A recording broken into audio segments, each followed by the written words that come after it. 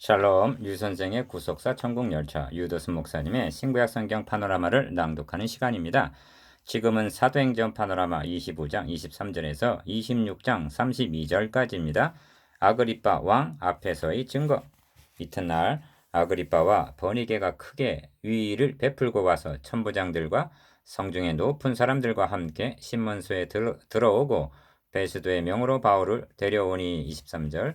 이 장면을 영상으로 그려보십시오.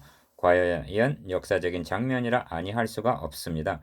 여호와의 말씀에 내 생각은 너희 생각과 다르며 내 길은 너희 길과 달라서 하늘이 땅보다 높음같이 내 길은 너희 길보다 높으며 내 생각은 너희 생각보다 높으니라. 이사야 55장 8절에서 9절.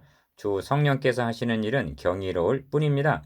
주님께서 바울에게 나타나 보이신 다메섹 사건이 사도행전에 3번 기록이 되어 있습니다. 첫 번은 누가가 기술한 것이고 9장, 두 번째는 군중 앞에서 바울이 간증한 것이고 22장, 그리고 본문에서 바울이 아그리빠 왕 앞에서 행한 간증을 통해서입니다.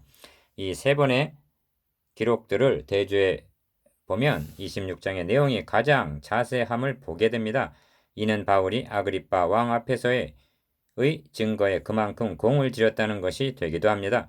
본문을 6단락으로 나누어 좀 자세히 살펴보고자 합니다. 첫째 단락 25장 23절에서 27절 아그리빠 왕 앞에 선 바울. 둘째 단락 26장 1절에서 8절 소망을 인하여 송사를 받음. 셋째 단락 9절에서 12절 나도 박해자였다. 넷째 단락 13절에서 18절 나는 부활하신 주님을 만났다. 다섯째 단락 19절에서 23절 증인으로 소명을 받음. 여섯째 단락 24절에서 32절 참되고 정신 차린 말을 하나이다. 첫째 단락 아그리빠 왕 앞에 선 바울. 25장 23절에서 27절 23절을 보면 아그리빠 왕과 버니게 총독이 크게 위의를 베풀고 신문소에 등장하고 천부장들과 성중의 높은 사람들이 배석한 가운데 베스도의 명으로 바울을 데려오는 것을 보게 됩니다. 이 장면이야말로 그리스도의 증인된 바울에게 있어서는 꿈에까지라도 바라던 바였을 것입니다. 베스도는 말합니다. 아그리빠 왕과 여기 같이 있는 여러분이요, 당신들이 보는 이 사람은 유대의 모든 무리가 크게 외치되 살려두지 못할 사람이라고 하여 예루살렘에서와 여기서도 내게 청원하였으나 나는 살피건대 죽일 죄를 범한 일이 없더이다. 그에게 대하여 황제께 확실한 사실을 아뢰일 것이 없으므로 신문한 후 상소할 재료가 있을까 하여 당신들 특히 아그리빠 왕 당신 앞에 글을 내어 세웠나이다. 24절에서 26절 특히 아그리빠 왕 당신 앞에 그렇습니다. 지금 바울은 분명 아그리빠 왕 앞에 서 있는 것입니다. 그러나 실상은 그들이야말로 특히 헤롯 아그리빠 당신이야말로 바울의 입을 통하여 증거되는 주의 말씀을 듣기 위하여 바울 앞에 있는 것이요. 그리고 바울은 만물을 살게 하신 하나님 앞과 본디오 빌라도를 향하여 선한 증거로 증거하신 그리스도 예수 앞에서 디모데전서 6장 13절 다음 대의 말하게 될 것입니다. 둘째 단락 소망을 인하여 송사를 받음. 26장 1절에서 8절 아그리빠가 바울더러 이르되 너를 위하여 말하기를 너에게 허락하노라 하니 이에 바울이 손을 들어 변명하되 1절 아그리빠 왕이여 유대인이 모든 송사하는 일을 오늘 당신 앞에서 변명하게 된 것을 다행히 여기옵나이다. 특히 당신이 유대인의 모든 풍속과 및 문제를 아심이니이다 합니다. 2절에서 3절 바울이 아그리빠를 향하여 특히 당신이 문제를 아심이란 말은 앞에서 살펴본 바 헤롯가와 그리스도교 간의 악연을 염두에 두고 한 말일 것입니다. 아그리빠의 마음이 찔리는 대목이었을 것입니다. 바울은 자신이 예루살렘에서 젊었을 때 생활한 상태를 유대인이 다 아는 바라 일찍부터 나를 알았으니 저희가 증거하려 하면 하고 4절 구찬 변명을 늘어놓기보다는 자신을 송사하고 있는 유대인들이 바로 내 증인이다 하고 내세움으로 서두부터 저들을 제압해 나갑니다. 내가 우리 종교의 가장 엄한 팔을 쫓아 바리새인의 생활을 하였다고 할 것이라 하고 5절 자신이 누구보다도 열심장이었으며 율법의 의로는 흠이 없는 자였음을 인정할 것이라는 뜻입니다. 이제도 여기 서서 신문을 받는 것은 6절 자신의 율법으로나 성전에 대하여서나 심지어 가이사에게나 죄를 범했기 때문이 아니라 하나님이 우리 조상에게 약속하신 것을 바라는 까닭이니 합니다. 바울은 중요하고도 핵심적인 증거를 하고 있습니다.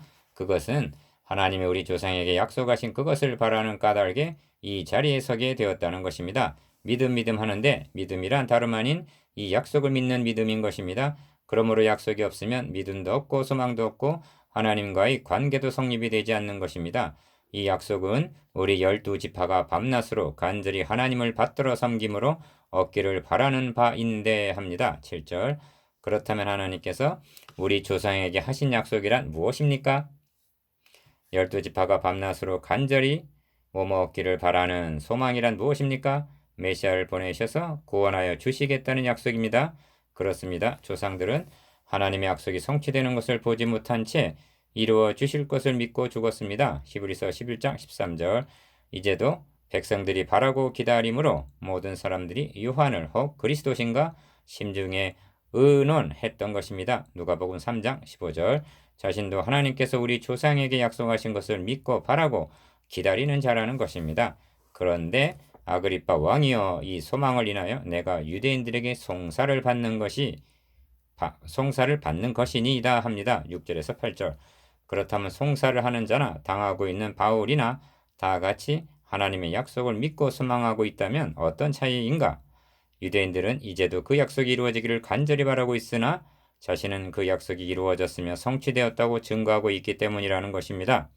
또 그렇다면 약속이 성취되었음을 무엇으로 보증할 수가 있다는 말인가?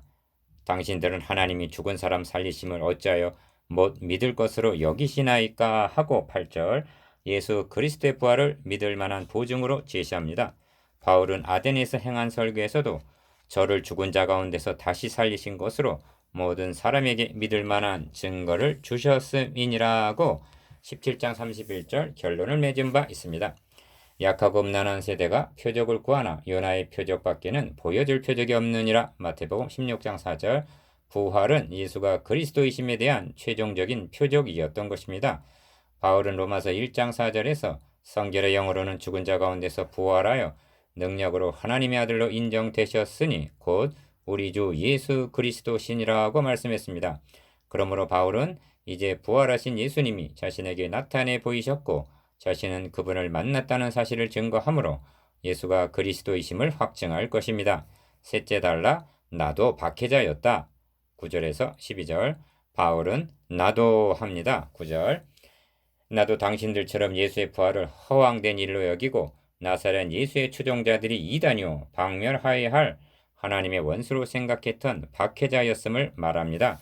그리하여 나사렛 예수의 이름을 대적하여 범사를 행하여야 될 줄 스스로 생각하고 예루살렘에서 이런 일을 행하여 대제사장들에게서 권세를 얻어 가지고 많은 성도를 옥에 가두며 또 죽일 때 내가 가편 투표를 하였고 또 모든 회당에서 여러 번 형결하여 강제로 모독하는 말을 하게 하고 저희를 대하여 심히 격분하여 외국 성까지도 가서 핍박하였고 그 일로 대제사장들의 권세와 위임을 받고 다메섹으로 갔나이다 합니다. 10절에서 12절 이렇게 말함은 그것을 자랑하기 위해서가 아니라 그만큼 어떤 의미에서는 당신들보다도 더 열심히 있고 충성하였노라 했던 박해자였음을 강조하기 위해서였던 것입니다. 이 점을 바울은 이렇게 진술합니다. 열심으로는 교회를 핍박하고 빌립보서 3장 6절 넷째 달라 나는 부활하신 주님을 만났다 13절에서 18절 왕이여 하고 13절 주의를 환기시킵니다. 바울은 이제 중요하고도 결정적인 증언을 하려는 것입니다.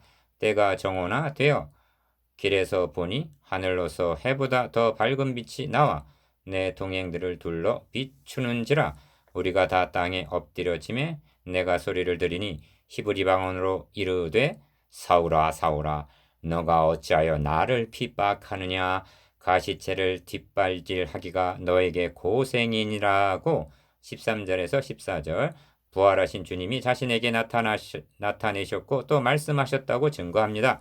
가시체를 뒷발질하기가 너에게 고생이니라는 말은 여기서 처음으로 언급하는 대목입니다. 헤롯가는 대대로 가시체를 뒷발질하고 있었던 것입니다. 이는 아그리빠를 향하여 너에게 고생이니라 하고 육박하고 있는 듯이 보입니다. 내가 대답하되 주여 뉘시니까 주께서 가라사대 나는 너가 핍박하는 예수라. 15절. 이 말씀이 주시는 메시지는 너희가 예수를 분명히 죽였다. 그러나 하나님께서 예수를 분명히 다시 살리셨다. 부활이야말로 예수가 유대인들이 밤낮으로 간절히 바라던 약속의 성취자로 오신 그리스도시다.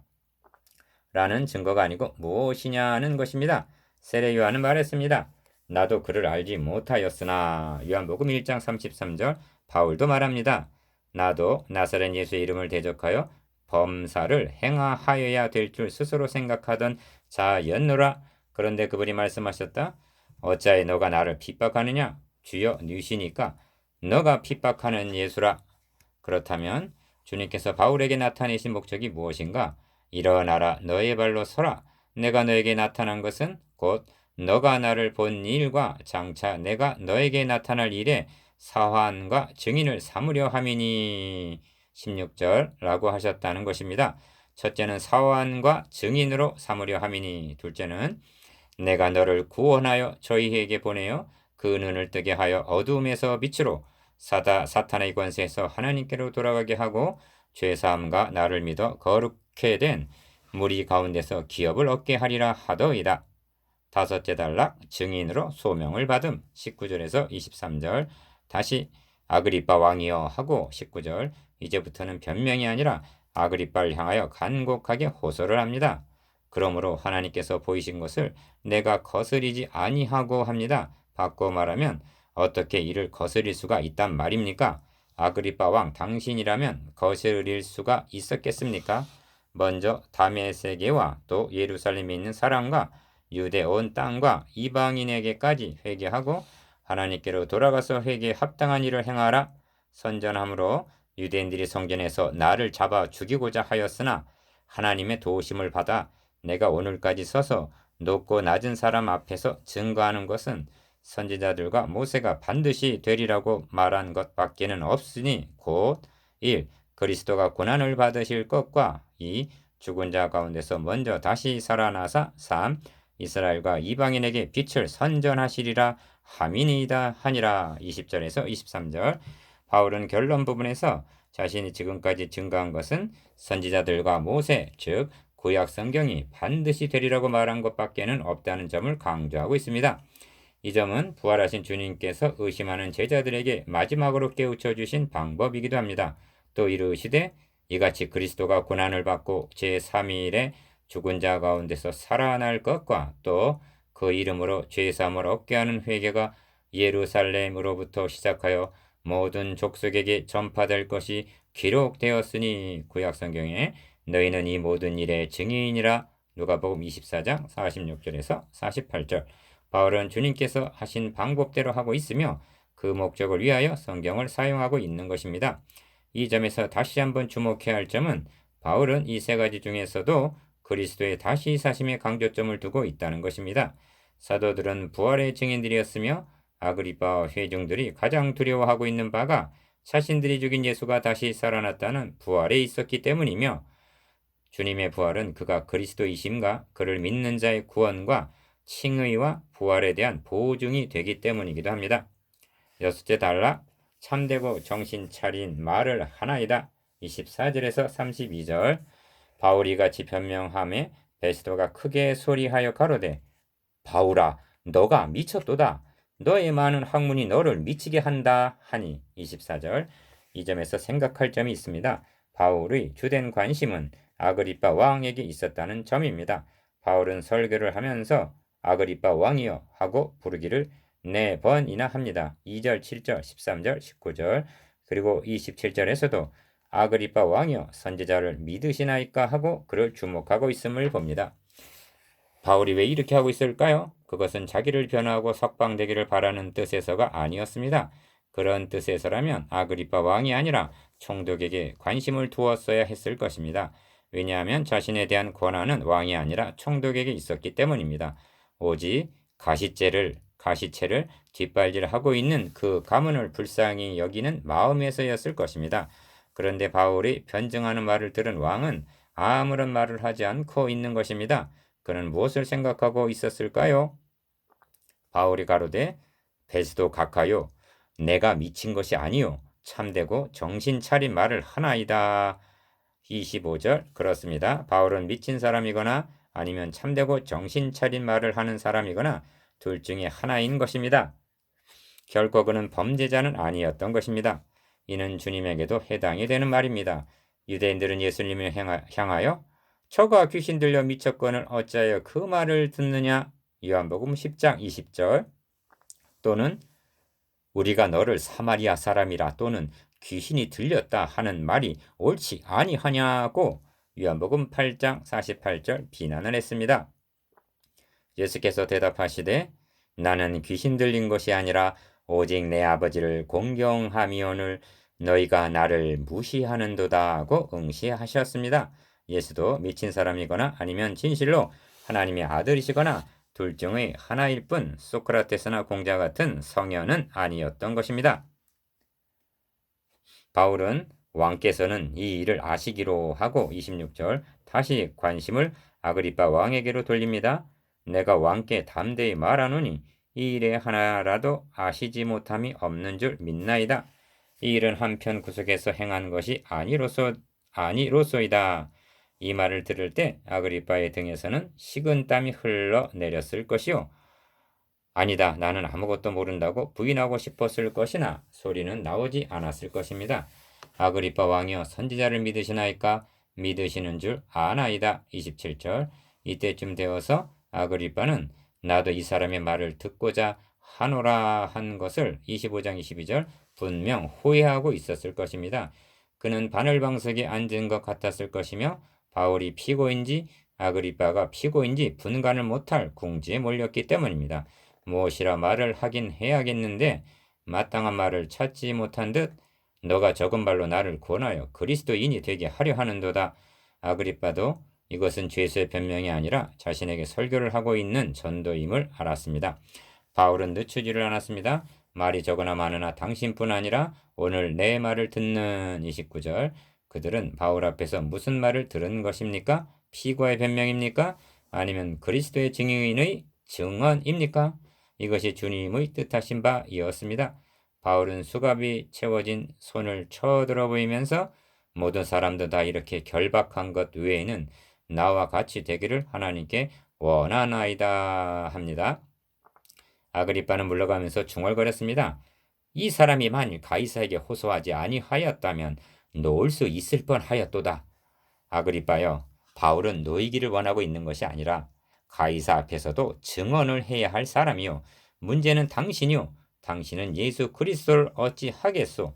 영접하겠소? 아니면 뒷발질을 하겠소?